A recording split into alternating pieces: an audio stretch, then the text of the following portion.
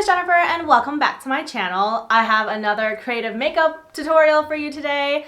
I would like to do a clown Pantone color of the year type thing because this year is off to a wild start. So I thought a clown look would be fitting, but I've never done one before and I kind of feel restricted with the two colors, but we're gonna do our best. So as you know, the Pantone colors of the year is a yellow and a gray. I know they have fancier names for them. I just can't think of them off the top of my head. As usual, I'll be listing everything down below and doing a voiceover, so let's get started. Okay, so first I am going to cover up both of my eyebrows. I'm going to go in really quick with the purple disappearing glue stick from Elmer, and I'm just gluing my brows down in the shape of my brow. I find that my brows glue a lot better this way instead of trying to sweep it up because my brow hairs don't like to stay up. So after 2 layers of that glue, I'm going to go ahead and pack in some setting powder with a dry sponge, and then I'm going to go over that with a concealer. I'm not worried too much right now about the color. I didn't color correct or anything because I think the gray going on top of it will cover it pretty well. I'm only going to do the clown look on the center of my face, so I'm taking my foundation and I am patting that in around the perimeter of my face so that it just evens out the color there. Next, starting on the clown look, I am taking a white pencil eyeliner and I'm just kind of drawing in where I want to do the look. I'm not too worried about it being a perfect circle or anything. I just try to make sure that it was kind of symmetric from left to right.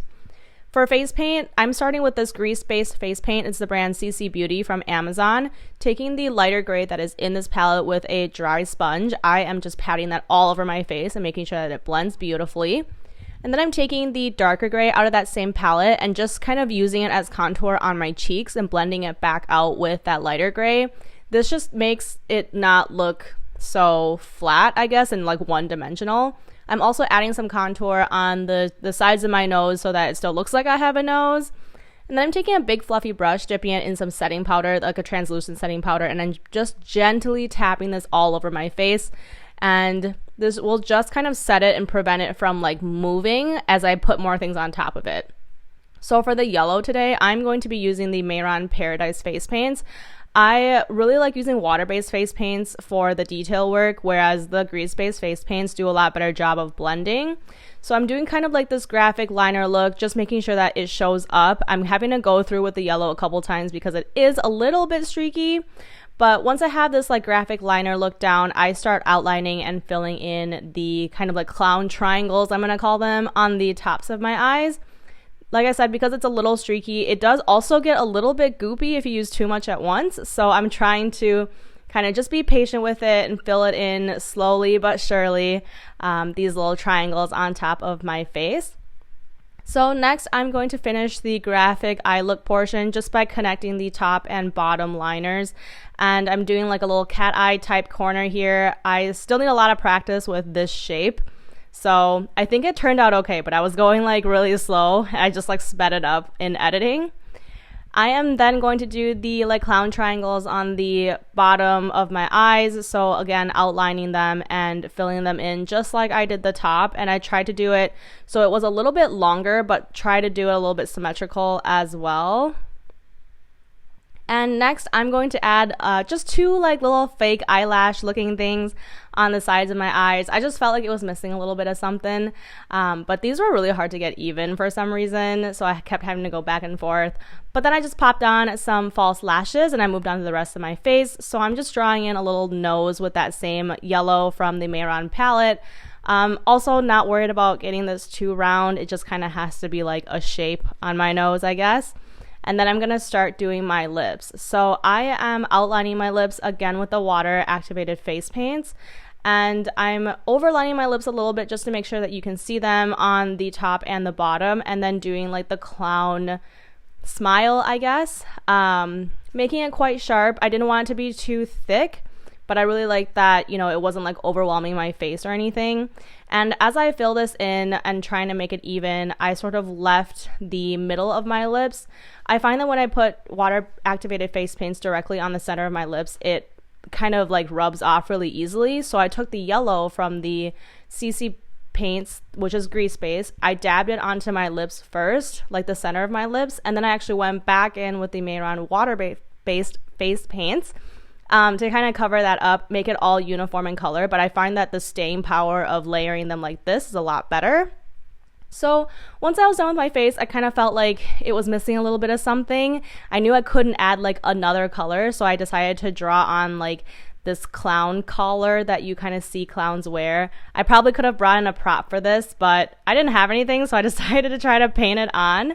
So I took the gray out of the Mehron water-based face paints, and I just kind of drew a collar, and now I'm taking a eyebrow pencil and just drawing in like a top layer of it, and then also outlining the bottom. This is just going to help with the shading, and I'm taking a brown eyeshadow and just starting to shade in where kind of the collar would be 3D and would sit like over my chest, and then also coloring in where the fabric would like dip down. This is really hard to explain, so I'm sorry if I'm explaining it really poorly, but kind of just trying to shade in the areas that would be darker if this was like a real piece of fabric. And then I'm taking the light gray that I was using on my face on that same sponge, and I'm just highlighting the tops of like the ruffles. And where I got a little bit aggressive, I just took my finger and blended it out. This was a big like trust the process moment.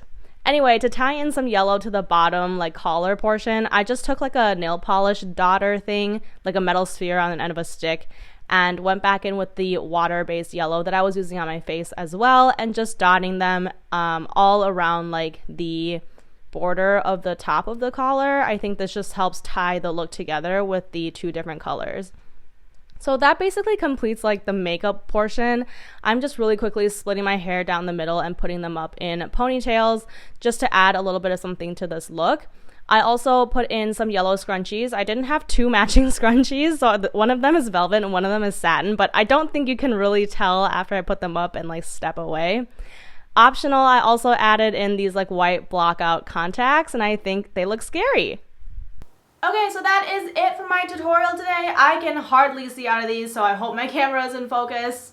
I love the way that this turned out. I think the collar, I was panicking a little bit as I was doing it because I didn't love the way it turned out, but I think I like it. I had to trust the process, and it all came together, and this is literally what 2021 would be if it was a person.